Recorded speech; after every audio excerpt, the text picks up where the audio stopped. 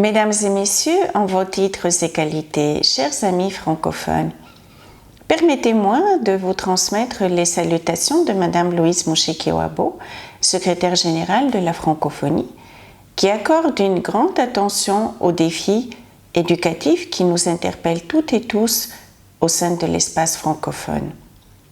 Je voudrais également féliciter les organisateurs des Assises de la langue française et exprimer mon regret de ne pas pouvoir assister à ces rencontres qui s'annoncent riches et fédératrices de nouvelles synergies entre les institutions, opérateurs, actrices et acteurs de terrain de la francophonie. La francophonie dans tous ses états est le titre que vous avez choisi pour ces assises, que je reformulerai ainsi dans mon intervention. La francophonie avec tous ses états. En effet, l'Organisation internationale de la francophonie œuvre pour une francophonie active au plus près des populations.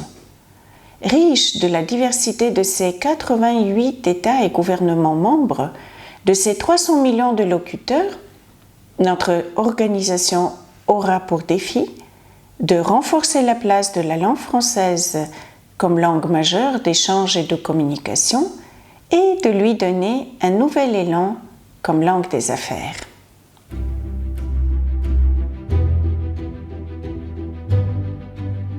Sur les 5 continents, 300 millions de femmes et d'hommes partagent une langue commune.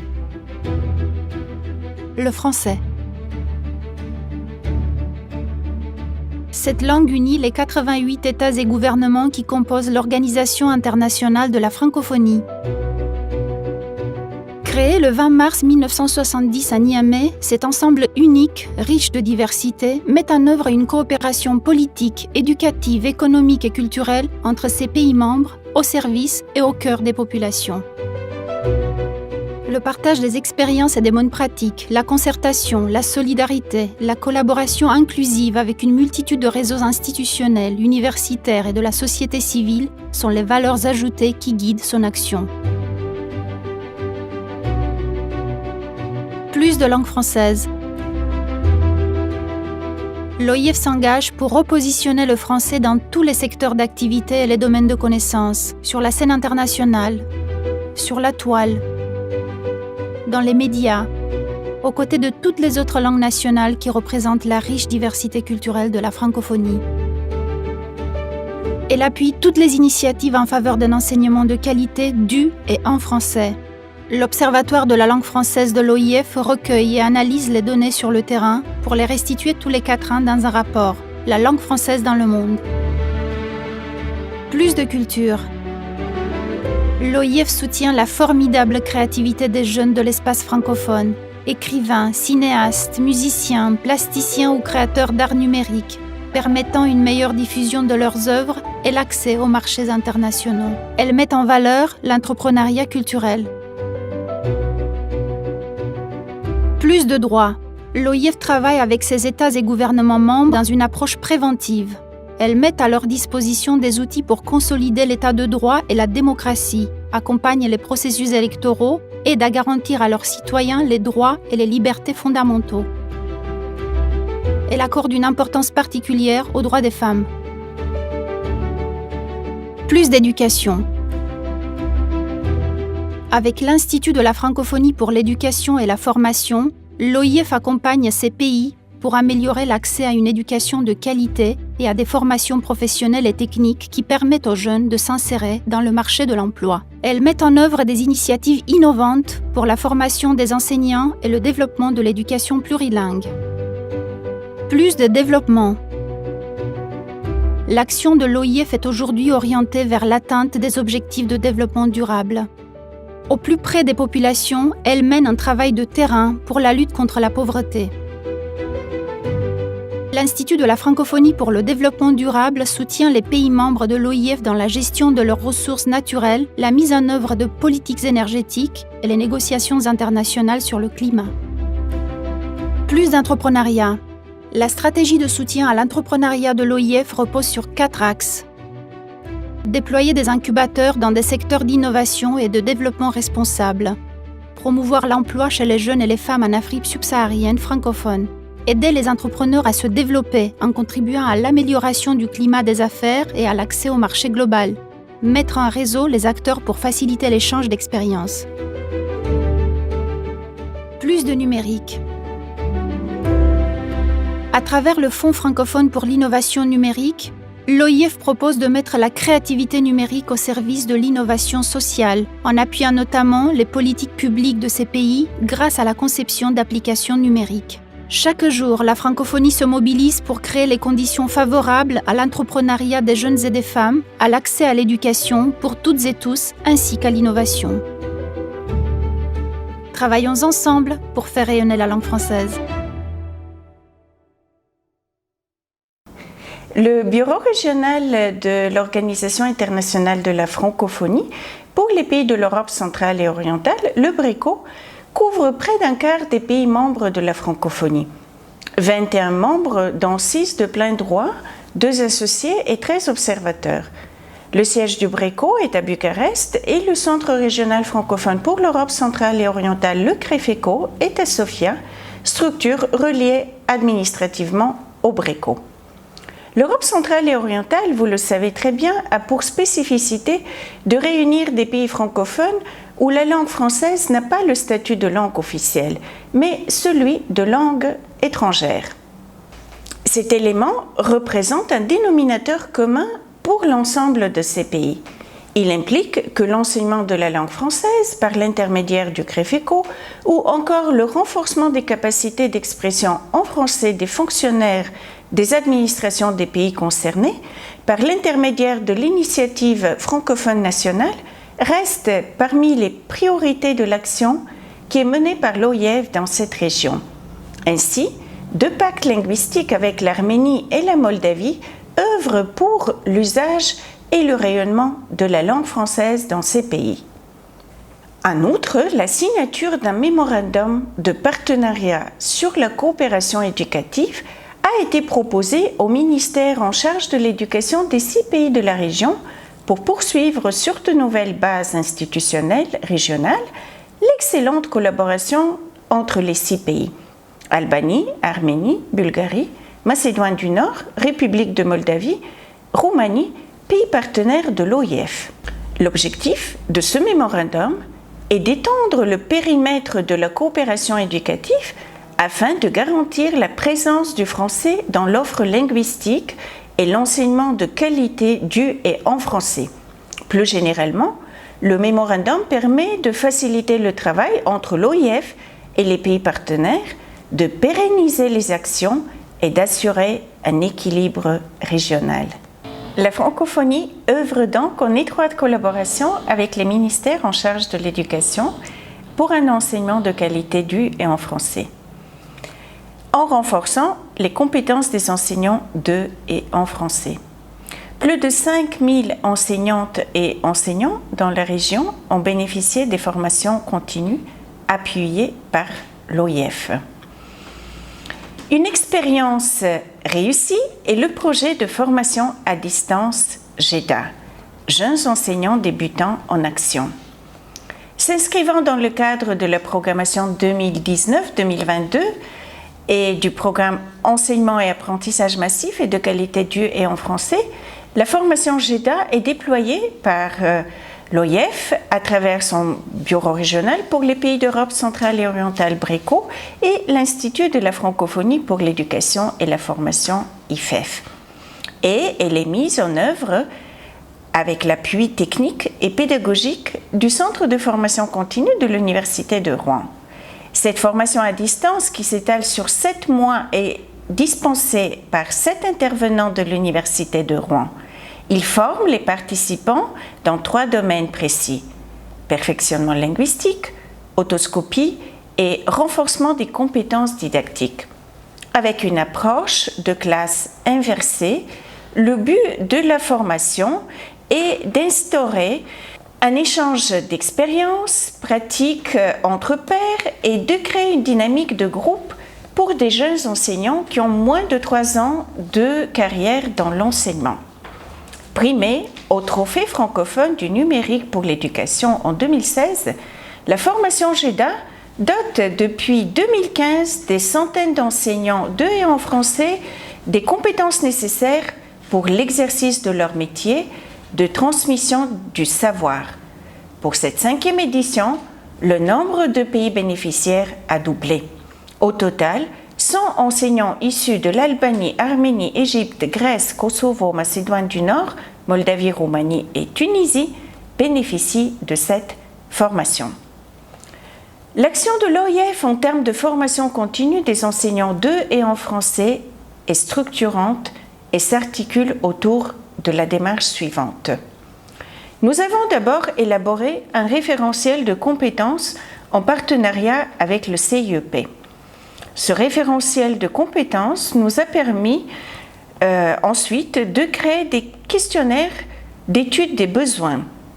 Ces questionnaires d'étude des besoins ont été déployés dans 2 pays, en Roumanie et en Moldavie, avec 100 professeurs, et ça nous a permis par la suite, après avoir étudié les besoins des enseignants, de proposer des formations nationales qui servent à combler les lacunes reconnues dans le parcours des enseignants et les lacunes que nous avons pu identifier dans cette démarche structurante à partir des questionnaires déployés dans ces 2 pays. Et nous envisageons, dans le cadre de la nouvelle programmation, de faire la même étude des besoins dans les autres pays membres de la région.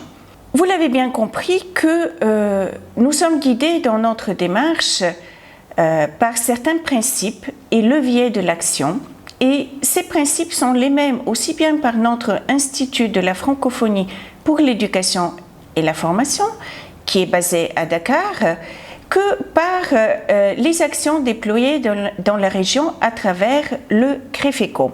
Il s'agit notamment du partenariat, de l'expérimentation et de son évaluation, de la mobilisation des expertises, de l'innovation et de la mobilisation du numérique éducatif. C'est justement ce que fait le projet GEDA, le numérique éducatif. Également, nous mettons l'accent sur l'interdisciplinarité. Le deuxième élément que je voudrais souligner, c'est les contenus innovants pour la classe, ce que nous faisons à travers toute une série de kits de fiches pédagogiques qui ont été élaborés au sein du CREFECO et qui viennent compléter les manuels scolaires, diversifier les activités et surtout sensibiliser les jeunes sur des thématiques d'actualité, telles que l'écologie, le sport et les questions d'égalité femmes-hommes. Les conceptrices de ce guide, en particulier, se sont d'abord penchées sur les principes de base de l'approche genrée, avant de travailler en binôme à l'élaboration des fiches, elles-mêmes déclinées en thèmes représentatifs du concept, dont je vais citer quelques-unes de ces thématiques que vous pouvez retrouver dans les fiches: l'égalité des chances, la lutte contre les comportements sexistes, l'autonomisation, la liberté et l'équité, et d'autres. Ce travail mené en binôme a permis de véritables échanges interculturels et, sans nul doute, participer à la richesse et la diversité des contenus des fiches. La francophonie œuvre, je le rappelle, en étroite collaboration avec les ministères en charge de l'éducation pour un enseignement de qualité du et en français. Et le troisième pilier pour nous, c'est de valoriser l'excellence des élèves. J'aimerais évoquer ici 2 actions qui nous permettent de valoriser l'excellence des jeunes francophones. Il s'agit des Olympiades nationales et internationales de la langue française. Les Olympiades internationales de la langue française sont un projet qui est soutenu par l'Organisation internationale de la francophonie sur la proposition de la Roumanie qui a organisé la première édition à Cluj-Napoca en 2015. Depuis, ces Olympiades sont tournantes. Nous avons eu une édition en 2016 à Lovech, en Bulgarie, en 2017 en Arménie, en 2018 en Macédoine du Nord et au mois de septembre de cette année, c'est la République de Moldavie qui va accueillir l'édition 2019 des Olympiades internationales de la langue française. Pareil, les camps d'été francophones libres ensemble sont également un projet régional déployé à tour de rôle dans plusieurs pays de la région, à commencer par la Roumanie, la Moldavie, l'Albanie, la Macédoine du Nord et cette année, nous serons de nouveau à Buzău, en Roumanie. La secrétaire générale de la francophonie, lors de sa visite officielle en Roumanie du 11 au 13 mars dernier, avait souligné l'importance de la Roumanie pour la francophonie, pays francophone et francophile qui porte le rayonnement de la langue française dans la région d'Europe centrale et orientale. Aux côtés du président de la Roumanie, la secrétaire générale avait également lancé les célébrations de la Journée internationale de la francophonie, placée sous le thème « En français s'il vous plaît », afin de rappeler que la langue française constitue le socle, le terreau de la francophonie, dans une coexistence harmonieuse avec toutes les autres langues. À cette occasion, les lauréats des Olympiades nationales de Roumanie, Bulgarie et Moldavie ont reçu des diplômes honorifiques d'ambassadeurs de la langue française. La francophonie, je le rappelle, œuvre en étroite collaboration avec les ministères en charge de l'éducation pour un enseignement de qualité du et en français, en développant notamment un plaidoyer en faveur de l'usage et du rayonnement de la langue française. Comme vous pouvez le voir sur ce slide, nous avons travaillé à l'élaboration d'un argumentaire pour le français. Nous, cela veut dire, nous avons associé les associations des professeurs de français qui sont le plus près des enseignants de français et aussi de leurs apprenants. Pourquoi un argumentaire pour le français? Je l'ai déjà dit au début de mon intervention. Nous sommes dans une région où le français est deuxième, troisième langue étrangère, où le français en perte de vitesse. Auprès de qui nous devons intervenir? Qui nous devons convaincre pour inciter les jeunes à apprendre le français? Bien sûr, d'abord les parents d'élèves.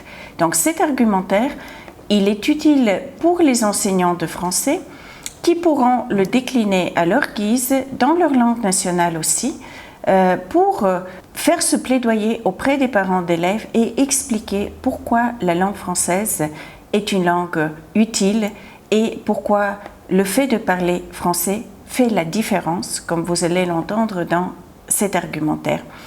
Vous aurez le plaisir aussi de voir une vidéo qui a été déclinée à partir de cet argumentaire, élaborée par des jeunes Arméniens, présentée en marge du sommet d'Erevan en octobre 2018. Et je vous laisse découvrir cette vidéo.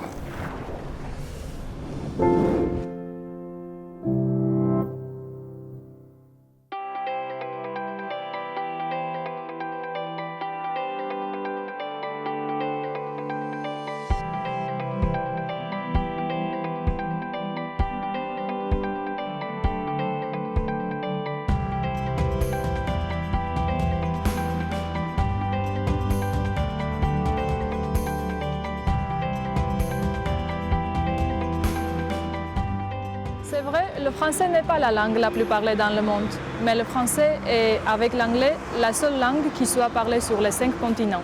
Où que vous alliez en Europe, en Afrique du Nord, en Afrique de l'Ouest, en Amérique du Nord, aux Antilles, dans l'océan Indien, dans l'océan Pacifique, en Asie du Sud-Est et même près des pôles, vous trouverez des gens qui parlent le français, soit parce que c'est leur langue maternelle, soit comme langue d'usage courant. Et dans de très nombreux pays non francophones, vous rencontrerez des gens qui parlent et qui aiment le français. Alors forcément, un jour ou l'autre, pour les affaires, pour les voyages, pour le plaisir de la découverte et des rencontres, des francophones viendront vers vous et vous aurez l'occasion d'aller vers eux. Parler français, c'est accéder aux grandes sources de ces cultures pour mieux en bénéficier, y participer et y contribuer. La Déclaration universelle des droits de l'homme a été tout d'abord rédigée en français et ce n'est pas un hasard. La langue française est porteuse des valeurs de droit, de démocratie, de citoyenneté, de l'universalité et de tolérance. Des œuvres de grands artistes et des intellectuels ont été écrites en français. Parler français, ça fait la différence. Universel pour son implantation, la richesse de ses littératures rigoureuses, techniques, efficaces, utiles, Pour toutes ces raisons, la langue française est associée à l'élégance et à la distinction. Et pour qui est candidat à un emploi ou à une fonction, le fait de parler français est souvent un signe distinctif. Même la maîtrise de la langue française n'est pas requise pour le poste. Le français a la réputation d'être une langue difficile. Pourtant, apprendre le français n'est pas plus difficile qu'apprendre n'importe quelle autre langue. On peut d'ailleurs très vite atteindre un niveau permettant de communiquer en français. Si vous commencez par le français, vous connaîtrez déjà la moitié des mots anglais. Après avoir appris le français, vous pourrez apprendre plus facilement d'autres langues romanes, comme l'espagnol, l'italien, le portugais, le roumain ou le catalan. Sans compter bien sûr que les tests de langue française ne sont finalement pas difficiles. Finalement, que ce soit pour vous ouvrir à l'univers de 84 pays adhérents à la francophonie, pour le plaisir d'apprendre, pour étudier, pour travailler, pour entreprendre, pour servir votre pays, pour voyager, pour vous cultiver, pour vous distraire, pour penser, pour vous informer autrement. Rejoignez-nous, nous vous attendons. Rejoignez la communauté francophone. La francophonie, c'est tout un monde prodigieusement varié. Parler français, c'est accéder à ce monde. Parler français, c'est accéder aux grandes sources de ces cultures pour mieux en bénéficier, y contribuer et y participer. Parler français, ça fait la différence. Apprendre le français n'est pas si difficile qu'on le croit parfois. Rejoignez-nous, nous vous attendons. Rejoignez la communauté francophone. Parler français, c'est utile partout où l'on peut se rendre utile.